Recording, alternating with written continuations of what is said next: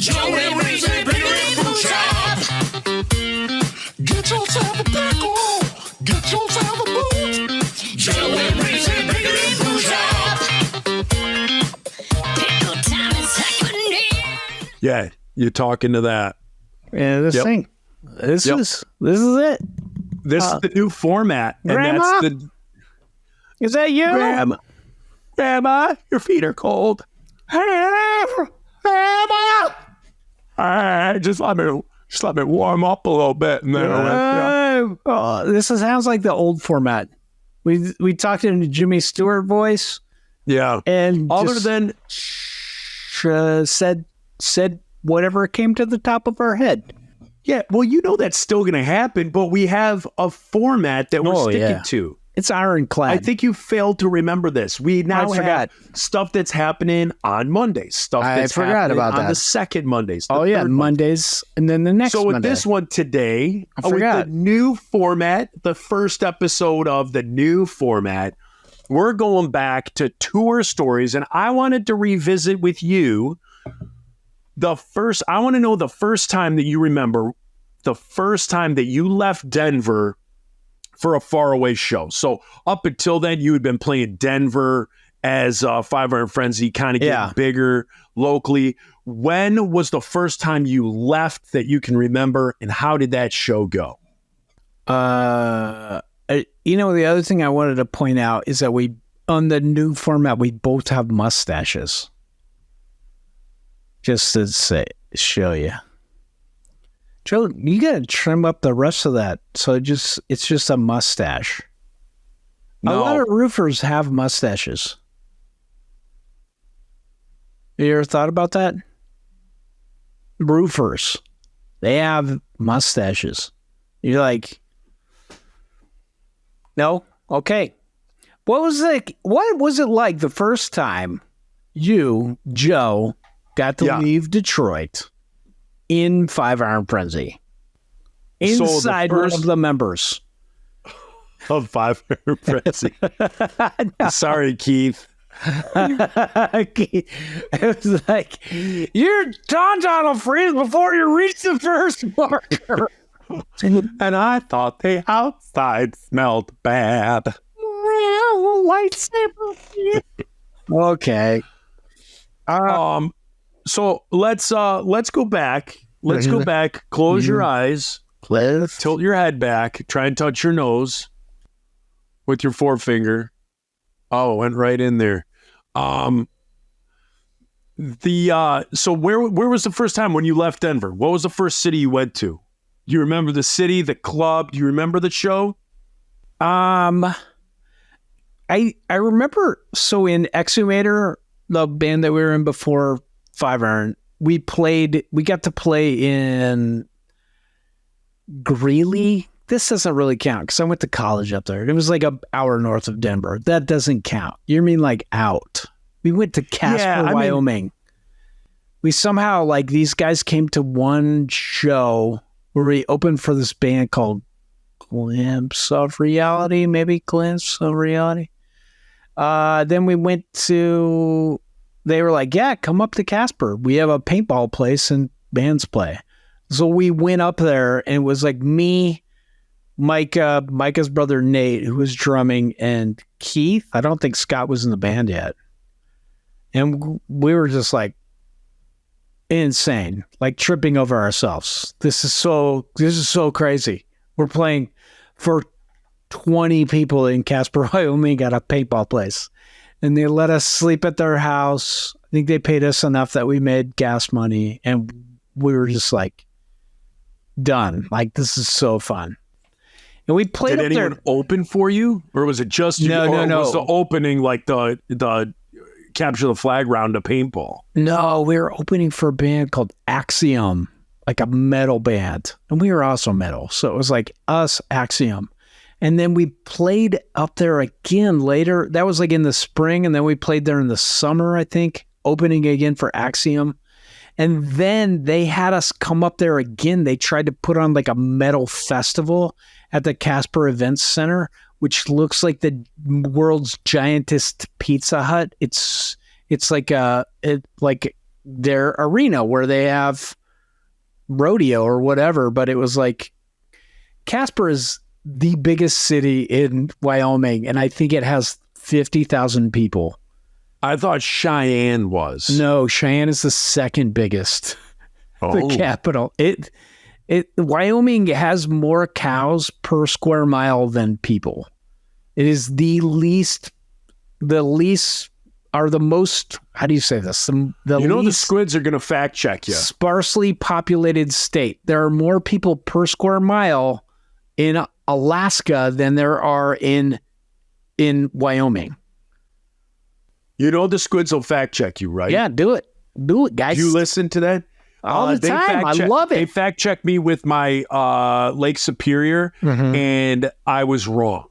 Oh. If you emptied Lake Superior, it would cover all of North and South America. Not the entire 12 world. inches of water. Correct. That's pretty good, though.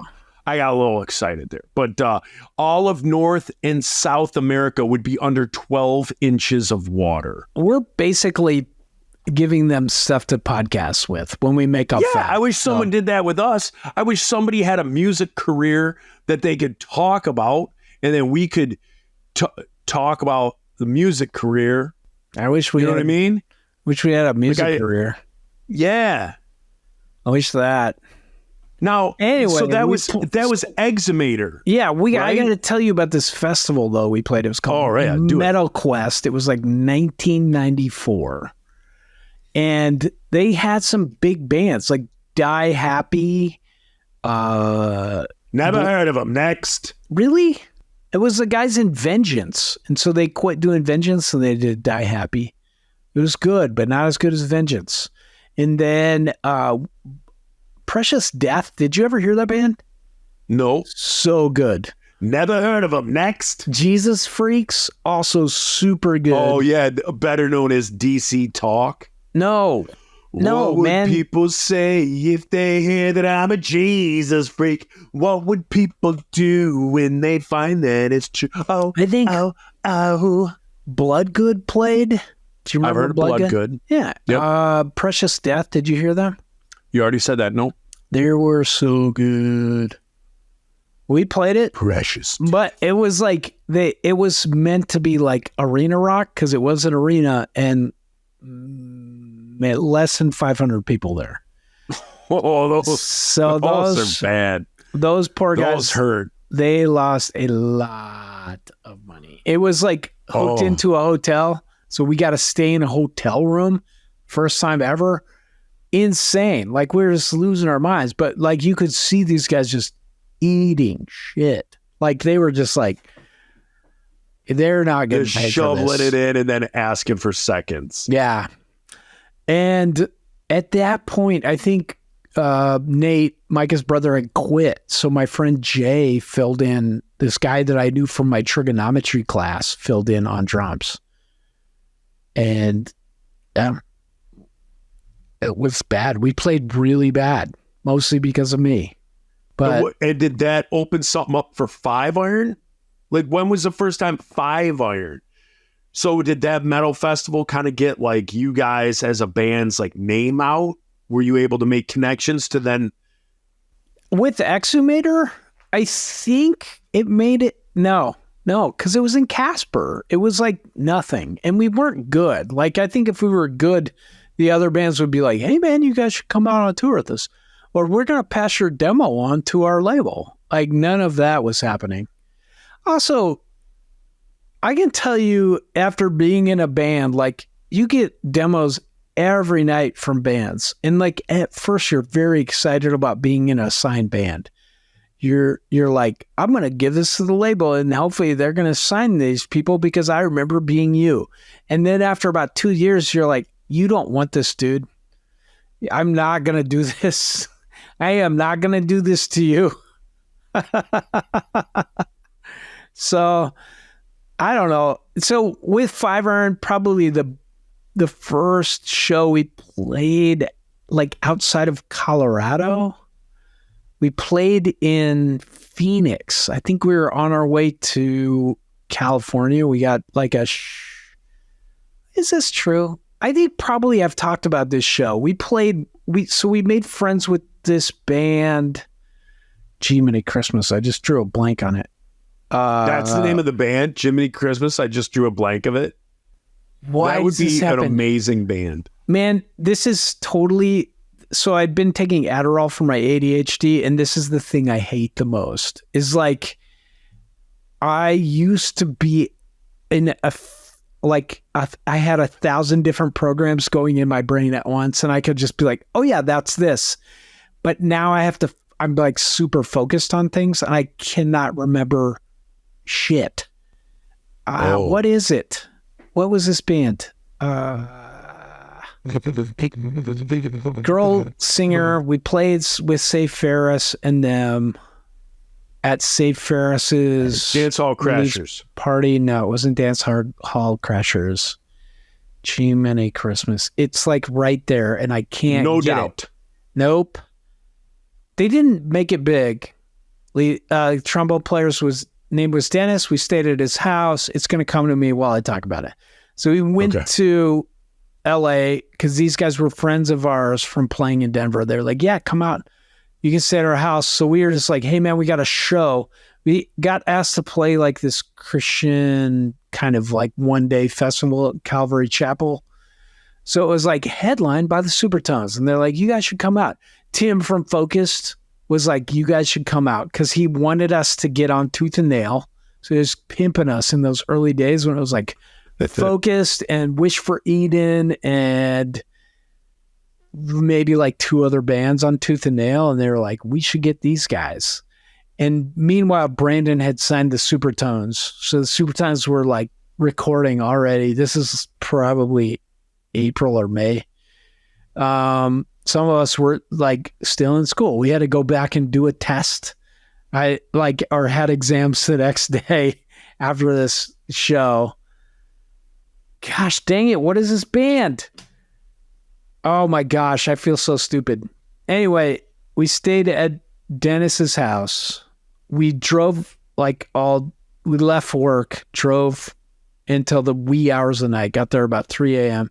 Said Dennis, the trombone player of this band's house that I can't remember. And then they're like, hey, we've got a show. Do you guys want to play? And it was Safe Ferris's album release party for their first album. And it was nice. At a mall. It was at like some outdoor mall. There was a fountain and there was like a stage set up near the fountain and just a junk PA system. Was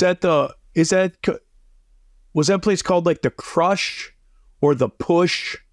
No. Something like that. It was an outdoor mall. There was like a Vans. Yes, maybe. Yeah. There was like a Vans store that had like a skate park and stuff in it. I don't remember seeing that. Oh. They didn't. Oh. We were not allowed there. But I think,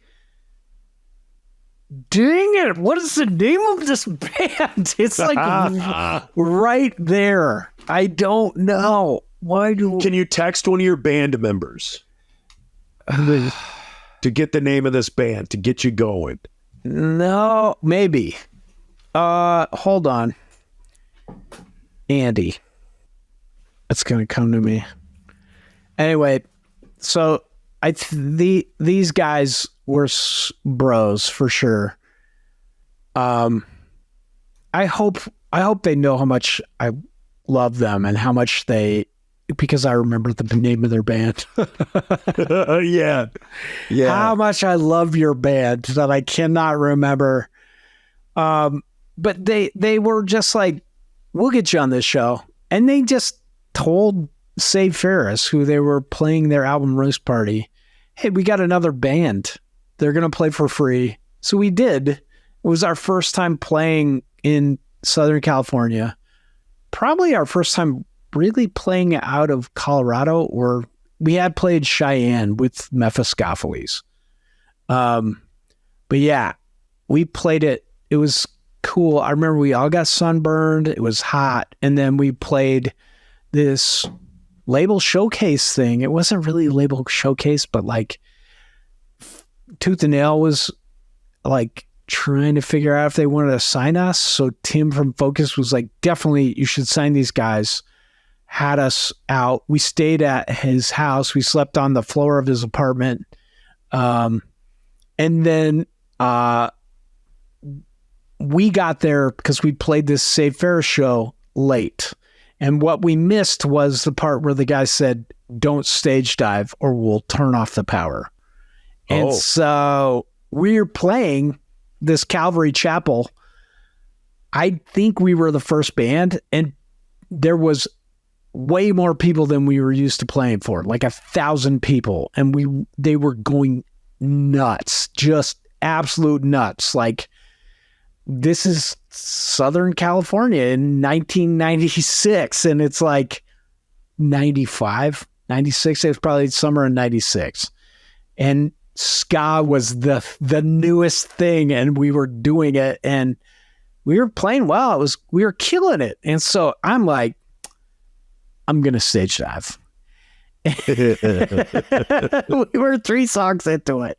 This is the only and last time in 5 Iron Frenzy I stage dove. And I did it, and you could just hear the sound just cut off.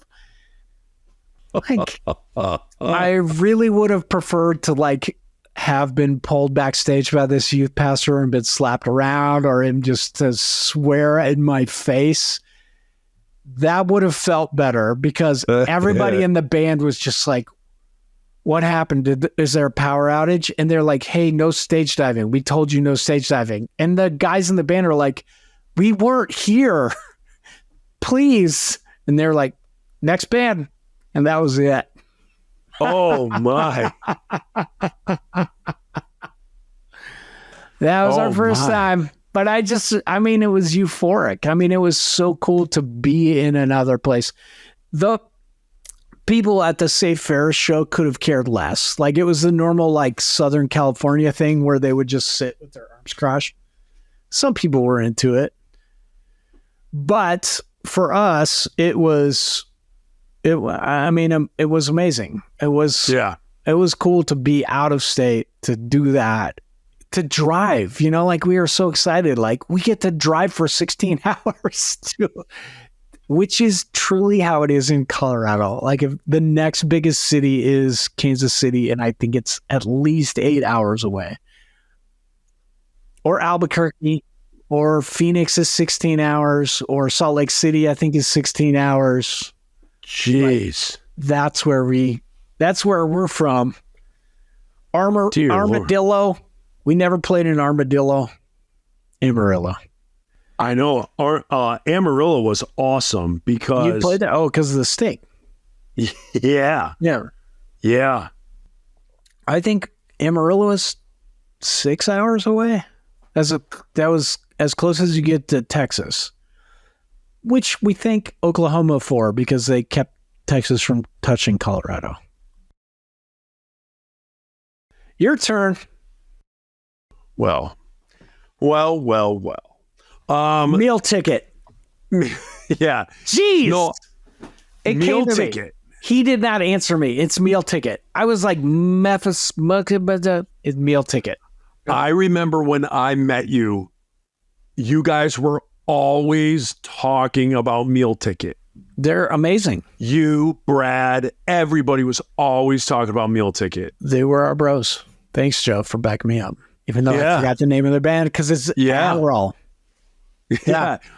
Yeah. You guys had their shirts. You were constantly talking about them. Yeah. I remember we were playing around Detroit, all the clubs, all the main places to play around Detroit. We were getting bigger. I do remember we got invited. It's funny that you had brought up the Exhuminator going and playing a metal fest. We did one of our first big trips. We got asked to go to the west side of the state. I believe it was around Muskegon, Michigan. I could be wrong. Squids could fact check this. But there was a festival called the Michigan Mosh Fest. Uh-huh. And we'd gotten big enough to where... Yo, man, I remember you talking about this back in the day so much. Yeah. So I think we had just gotten big enough, and the promoters of Michigan Mosh Fest, I think we're just like, hey, this band's getting kind of big in the area. Let's just see if they'll come. Mm-hmm. So it was all metal, grindcore, hardcore bands, just like Furnace Fest. and then all of a sudden us. But it was the coolest thing. I remember going, having a great time.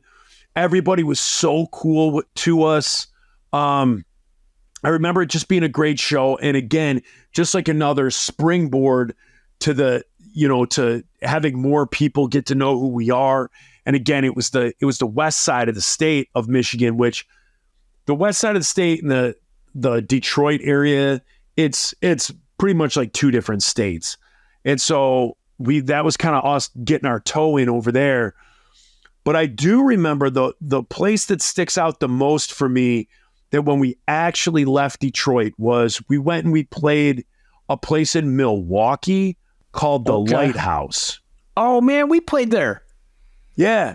And so that the guy, Lighthouse. When we played there, he gave me a copy of G.I. Joe #1. Oh, are you serious? Yeah, he was like, a big dude. Yeah.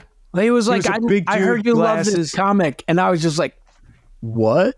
You're giving this to me? He's like, yeah, I have an extra copy. I still have it. Oh, that's so cool. That's so cool.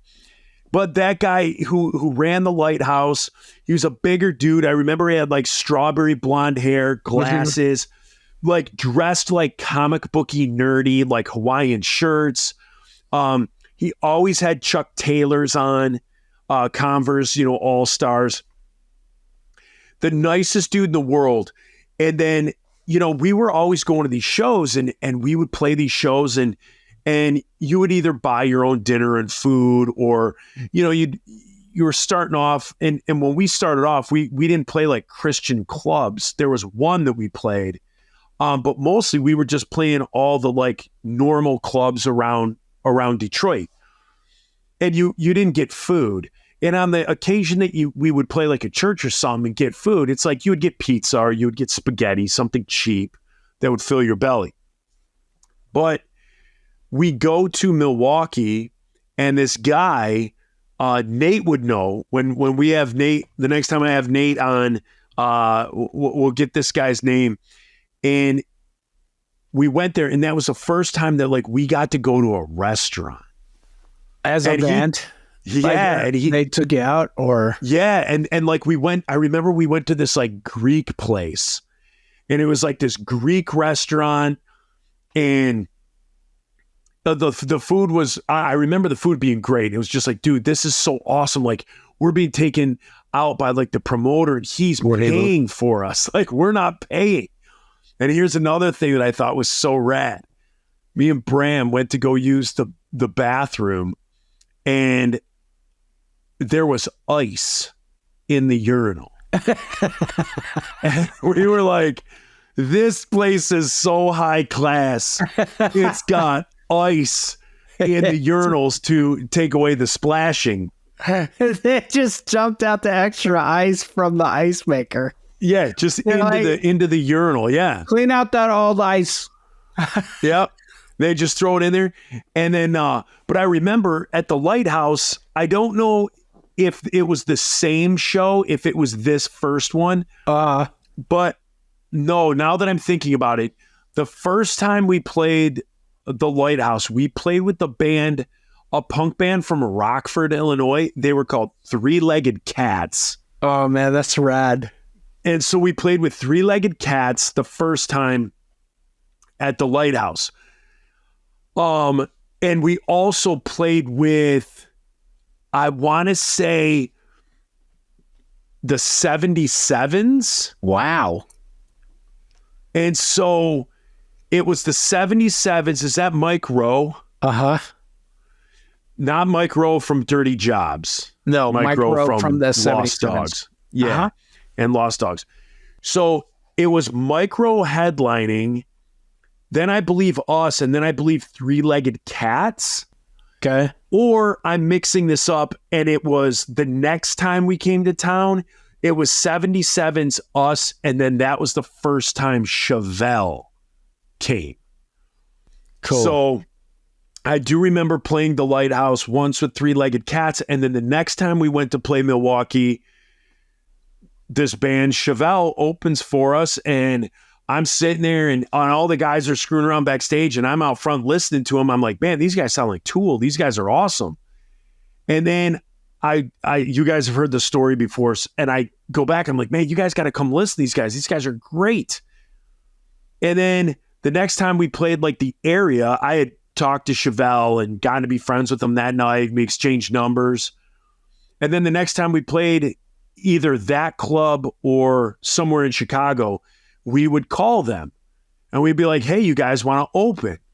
And they were like, yeah, we'll open. And so that's kind of how we got to know Chevelle.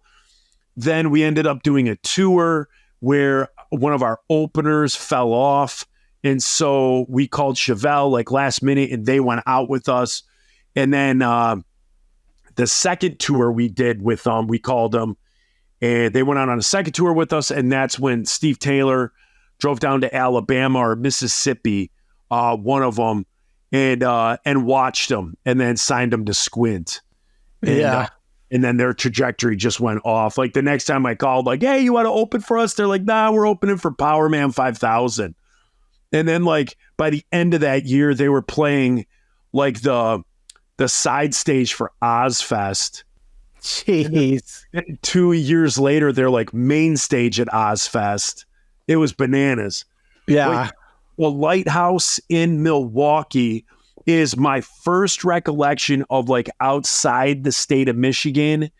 My recollection, what I think is amazing is we go through these stories and like Nate or Bram or Mike Lloyd will listen. And then like they'll hit me up and be like, dude, that was like 2 years later. Nate will be like, the first place we played was Cleveland. And then we played with these guys, and these guys. So my first recollection of leaving is that. And those were like where you'd go out for like a weekend. You know, you'd go play like Friday night Chicago, Saturday in Milwaukee, and then like drive back. Yeah, you're so lucky that you grew up where you did. Yeah. I mean, we had the Rocky Mountains. Everything's beautiful. Everyone's cool. But you could drive 2 hours to a big show or 1 hour. How far is Grand Rapids? Grand Rapids is about 2 hours. Jeez. Grand Rapids is 2 hours. Toledo is about an hour. From Detroit, not from where I live now, but from Windsor. Detroit. You can be in another country in 30 minutes. Oh, yeah, 15. Yeah. So, like, you had Windsor, and Windsor, there was a band called Fun with Fat Kids, PHAT. Oh, yeah, we played with them. Yep, Fun with Fat Kids. They were great in Windsor to play with. But, yeah, so, like, for us from Detroit, you could play Flint, which was an hour north. Flint was more metal. That was more of a metal town. You had Grand Rapids, home of Mustard Plug. There was a great scene in Grand Rapids. So Grand Rapids is 2 hours away. Muskegon, home of the Deluxe Tone Rockets. Yeah. They were 3 hours away. And then I know you hate that? Ohio, but Toledo, you said. How far is it to Cleveland?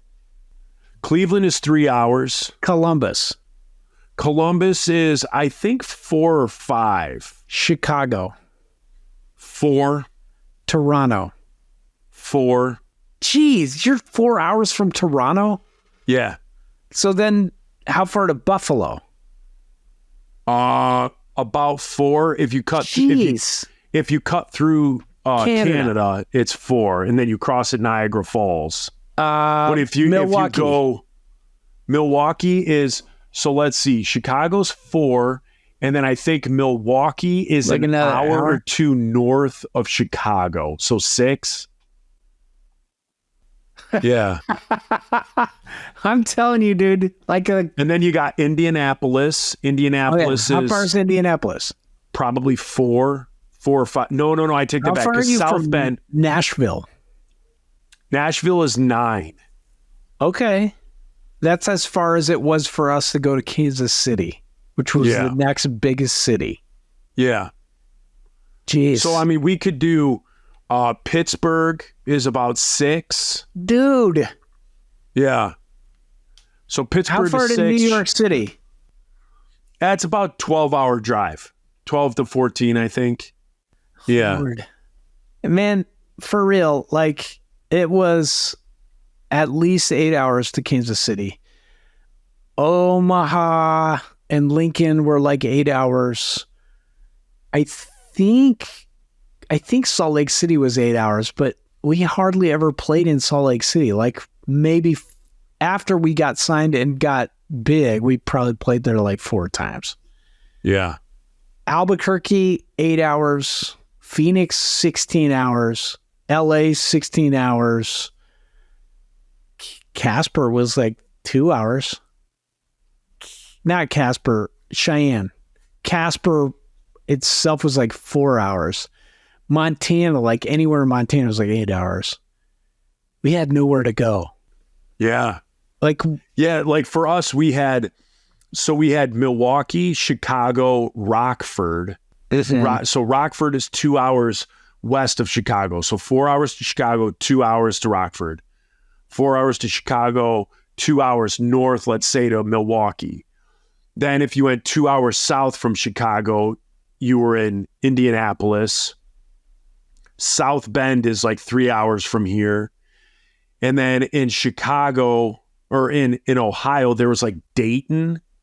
Fort Wayne, Indiana is about 3 hours away. Dayton, Ohio is about 3 hours away. Toledo is about 45 minutes to an hour. Cleveland's 3. Pittsburgh, I think, is about 6. Columbus is 4 or 5. So crazy, man. And then you get down there, and then between Nashville. So let's say Nashville is like the cutoff of like 9 hours. Before you have Nashville, you have Louisville, Kentucky. Yeah. You have Evansville, Indiana, which is right next to Louisville. Did you play for Nathan Quilo? Yeah. Was that in that one church that there was like the girls' school upstairs? I think so. Yeah. That guy was so rad. Yeah, that was so cool. We played there with Spyglass Blue. Okay. Yeah. So cool. Yeah. So it was like Detroit's a good place to be able to head out and do all that stuff. I heard the Squids talking about Michigan on this week's episode, and one of the fellas there, Jared Freeze, had come to Michigan, to Mount Pleasant, and he was going to judge all of Michigan on Mount Pleasant, which is one of the biggest mistakes. Hopefully he liked it, but like Mount Pleasant is just like a ho-hum town. Like if you go up there, you're going to go to Central Michigan to catch a football game or something like that. Or my dad, like our place where you came up on the lake, that's very close to Mount Pleasant. Yeah. But like there is nothing else there. I've had to stay at conferences in Mount Pleasant and there is nothing to do. It is not a fun town. There's not good restaurants there. Okay. Anything like that. So don't judge, Jared, don't judge Michigan on that. You got to go to the UP. You got to go on the western side of the state. Even you got to go up north. Is better than Mount Pleasant. Even Detroit is a lot of fun. Like Detroit's a good time. And in all honesty, when Jared said, I was like, where are you? And he was like, Mount Pleasant. If he was close, I had days off. Yeah. I was going to try and meet up with him and have a burger or something like that, or invite him around here. So, to be able to see a place that I always talk about or eat somewhere where I always talk about. So, but I wasn't able to do that. Yeah. So, womp, womp. But yeah, so that was it. That's kind of, so Pickle Peeps, first Monday of every month, we're going to try and, to us, it's the first Monday. You get this on like the first Thursday or something like that. But for us, the first podcast of the month, Patreon, is going to be tour stories, memories, all that stuff. And yeah, so it's working. That's it. Yeah, it's this new format it's working for us. Cool. It gives us a good like skeleton to put some meat on and figure out what we're doing. So instead of being like, what are we going to talk about tonight? We have it broke down pretty good, and hopefully it's you guys will feel like you're getting your money's worth. Reading off all those names for everyone who's done it. Thank you so much. The Pickle Ticklers, thank you so much. Thank you so much for doing it. The sweet pickle, $5. Thank you so much. $10, kind of a big deal. Thank you guys so much. And we'll be getting all that stuff out to you as far as interviews, who we're picking for interviews for the $10 a month people, all that stuff. We'll be getting stuff to you. And we're going to start doing some community, those kind of like quote unquote paper surveys. We're going to get that back, and we're going to start doing that later this month too. So look forward to the new format, kind of some new stuff that we're doing. Share it with somebody. If there's something you could do above and beyond for us, when the episodes come out, please just share the link on your social media. Please. That would help us out so much. When we started this whole thing, we said go on to Apple or Spotify, whatever you do, and rate us. You can just talk a bunch of crap about us if you want. Don't rate us good. Say good stuff about us. Kind of help us out. It helps that like algorithm and how you get bounced up and stuff like that. Please help us out. Again, just share the link. People might be like, what is that? And you can just be like, it's a podcast I listen to. It's stupid. It's kind of funny. It's nostalgic from my childhood. But just post it for us, please. Reese, can you think of anything else? You got to hang that artwork. People were yapping today that you got to hang. Oh, they were. I do. And then this shed. This is just like a litany of projects I have. I have to put together this shed that I got from Temu. Yeah, people were saying online they are tired of seeing that artwork on the ground. They said that's disrespect. They weren't like saying it mean, right? But they're like tongue in cheek, like it's disrespectful to have this stuff on the ground. Artwork belongs up on the walls. Yeah, the 1979 Broncos poster, disrespectful. The fiber and stuff belongs on the ground. So hang it. Yeah. Hang it up. So next week we want to see that.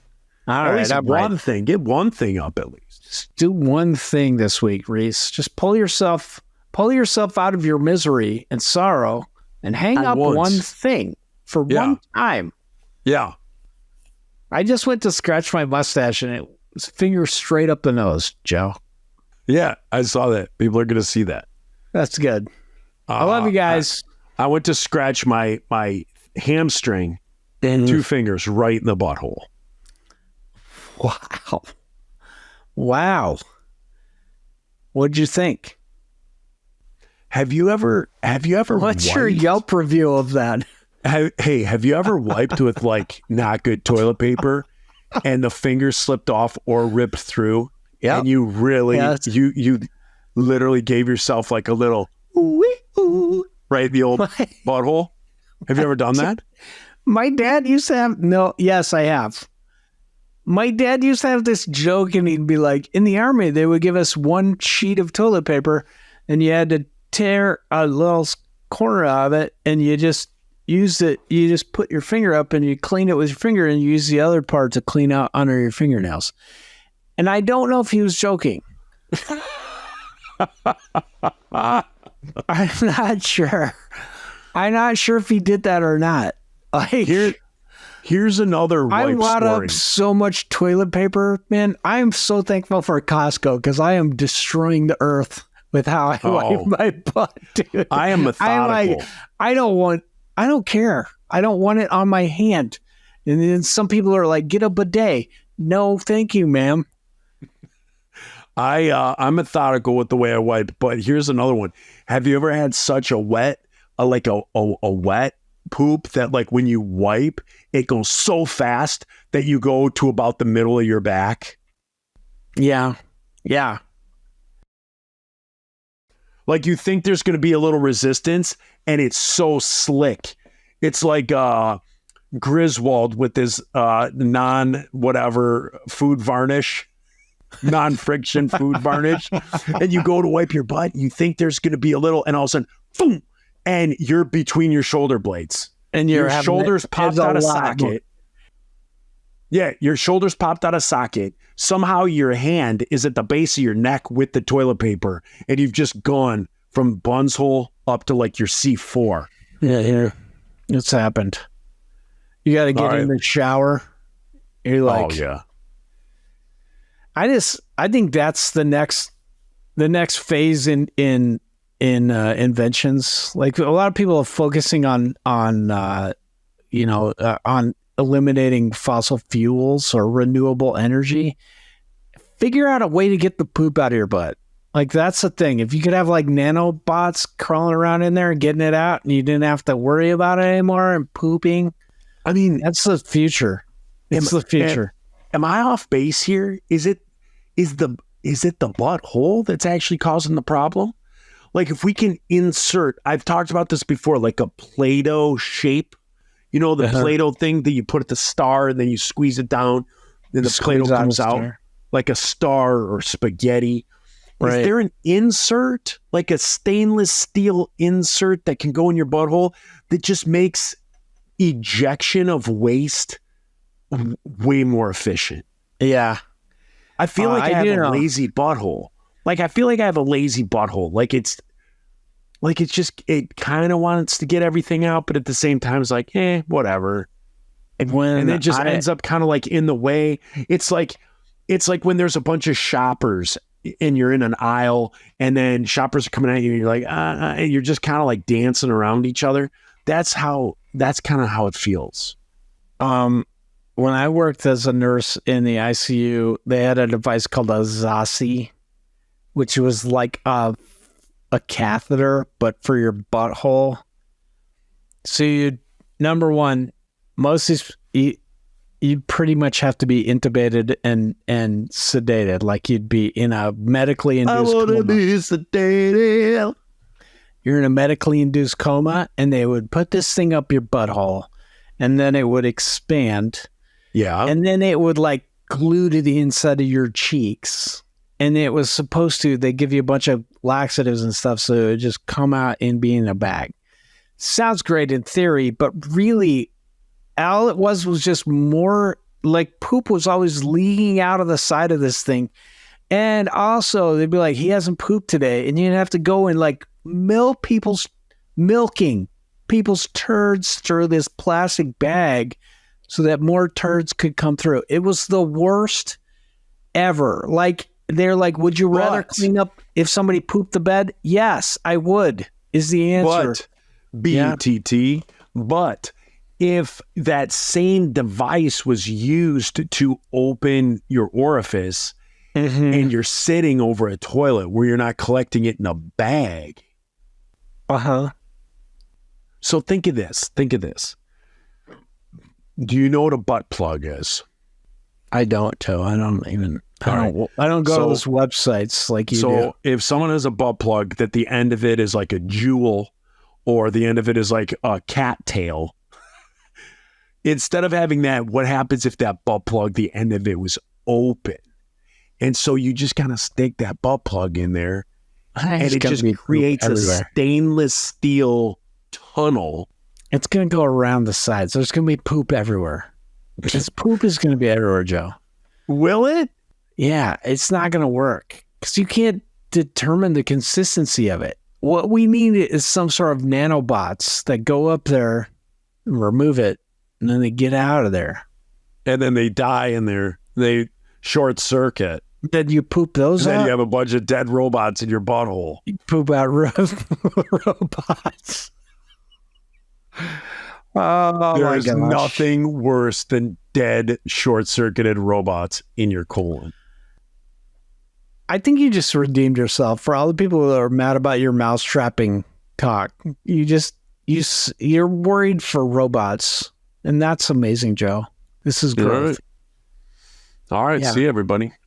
Bye. Piece of crap.